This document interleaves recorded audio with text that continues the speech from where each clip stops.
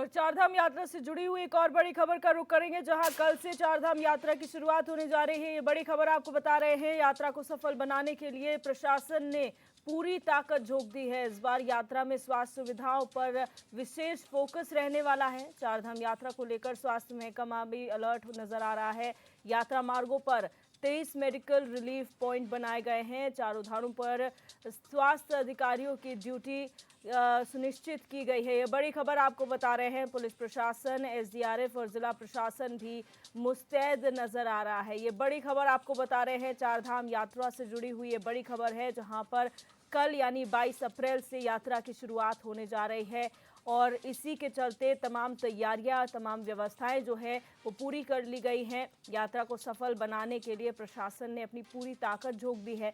इस बार यात्रा में प्राइम फोकस स्वास्थ्य सुविधाओं पर रहने वाला है। वहीं चारधाम यात्रा को लेकर स्वास्थ्य महकमा पूरी तरह से अलर्ट है, जिसमें यात्रा मार्गों पर 23 मेडिकल रिलीफ पॉइंट्स बनाए गए हैं और चारों धामों में स्वास्थ्य अधिकारियों की ड्यूटी सुनिश्चित की गई है। और इसी खबर पर रोहित विक्रम सिंह हमारे संवाददाता लाइव जुड़ चुके न्यूज रूम से। रोहित, लगातार चर्चाएं हो रही थी चारधाम यात्रा की तैयारियों के बारे में और आखिरकार कल यानी 22 अप्रैल से चारधाम यात्रा की शुरुआत होने जा रही है। तैयारियों की अगर बात की जाए, क्या अंतिम रूप दे दिया गया है या अभी भी फाइनल टचेस जो है वो बाकी हैं? बिल्कुल दिव्या, हमने देखा है इस एक महीने के भीतर बैठकों का दौर लगातार जारी रहा। मुख्यमंत्री पुष्कर सिंह धामी ने खुद कमान संभाली है और कई दौर की बैठकें उत्तराखंड सचिवालय में हो चुकी हैं। चाहे वो नेशनल हाईवे के अधिकारी हो, एनएचएआई के अधिकारी, पीडब्ल्यूडी के अधिकारी हो, पेयजल निगम के अधिकारी हो, जल संस्थान के अधिकारी हो, यूपीसीएल के अधिकारी हो, सभी अधिकारियों को निर्देश दिए गए हैं कि चारधाम यात्रा में चूंकि सारे विभाग एक दूसरे से जुड़े हुए हैं, समन्वय और सामंजस्य बनाकर इस बार जो है चारधाम यात्रा को सफल बनाना है। पिछले बार की जो चारधाम यात्रा थी बेहद सफल रही थी और इस बार सरकार के सामने बड़ी चुनौती है कि पिछले साल से भी अधिक जो तीर्थयात्री आते हैं तो उनको किस तरह से सुविधाएं मुहैया कराना है, कहीं उनके साथ कोई गड़बड़ी ना हो, किसी को कोई दिक्कत ना हो, इसको लेकर सभी को अलर्ट रहने के लिए कहा गया है। कई जगह नोडल अधिकारियों की नियुक्ति कर दी गई है।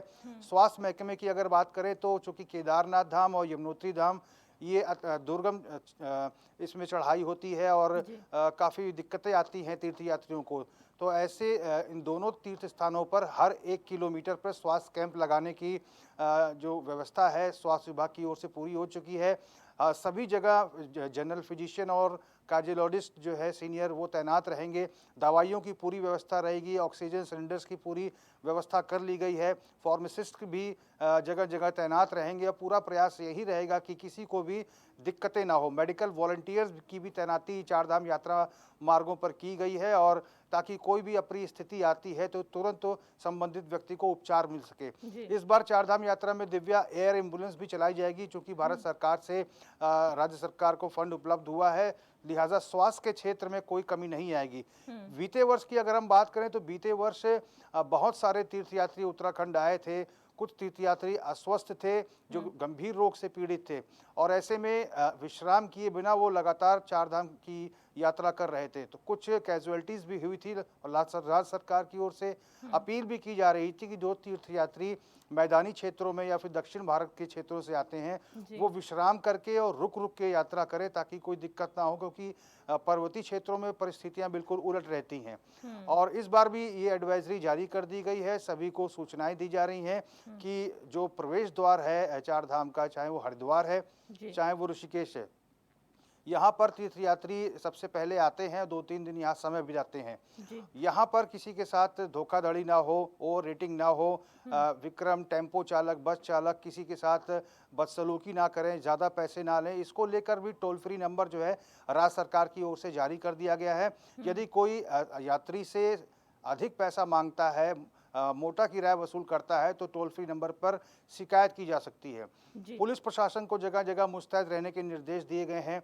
अप्रिय स्थिति से निपटने के लिए स्टेट डिजास्टर रिस्पांस फोर्स को अलर्ट मोड पर रखा गया है।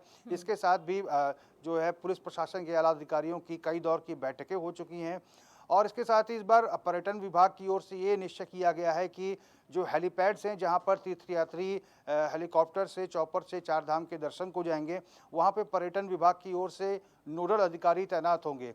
परिवहन निगम ने अपनी बसों का बेड़ा बढ़ा दिया है। चालक परिचालक का बीमा भी इस बार पोस्ट ऑफिस के माध्यम से कराया गया है। उनके रुकने की खाने की व्यवस्था भी सरकार की ओर से की जाएगी। तो ये तमाम व्यवस्थाएं जो है जिसको अमली जामा पहनाया जा चुका है।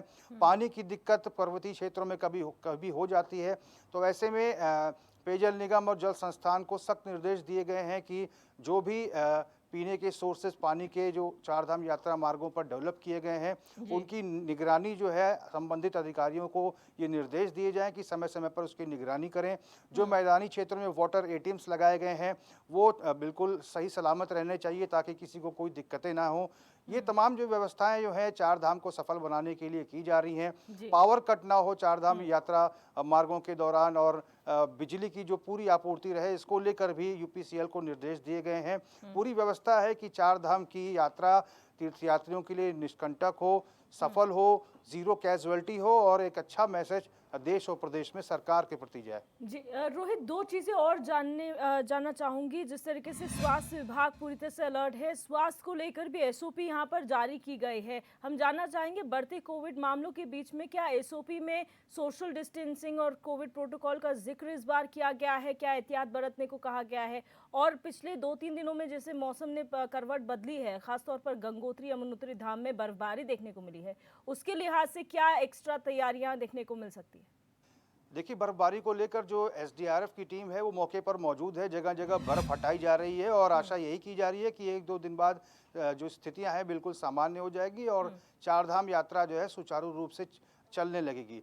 और इसके साथ ही जहां तक कोविड प्रोटोकॉल की बात की जाए तो सरकार की तरफ से निर्देश हालांकि दिए गए हैं कि जिनको सर्दी जुकाम बुखार या फिर इन समस्याओं से लोग पीड़ित हैं, क्योंकि बहुत से लोग दिव्या मैदानी क्षेत्रों से आते हैं और गर्म सीजन से आके एकदम से पर्वतीय क्षेत्रों में सर्द सीजन शुरू हो जाता है, तो ऐसे में नज़ले की समस्या लोगों को आती है। सोशल डिस्टेंसिंग का पालन करने के निर्देश दिए गए हैं। हालांकि जगह जगह जो स्वास्थ्य कैंप हैं वहाँ डॉक्टर्स की नियुक्ति की गई है और ये भी कहा गया है कि तीर्थयात्रियों को जागरूक किया जाए कि यदि किसी को कुछ सिम्टम्स सर्दी जुकाम बुखार जैसे हो रहे हैं तो तुरंत अपना चेकअप कराएं और अगर आवश्यकता लगे तो मास्क का भी प्रयोग किया जाए। जी, बहुत शुक्रिया रोहित हमारे साथ जुड़ने के लिए और तमाम जानकारी साझा करने के लिए।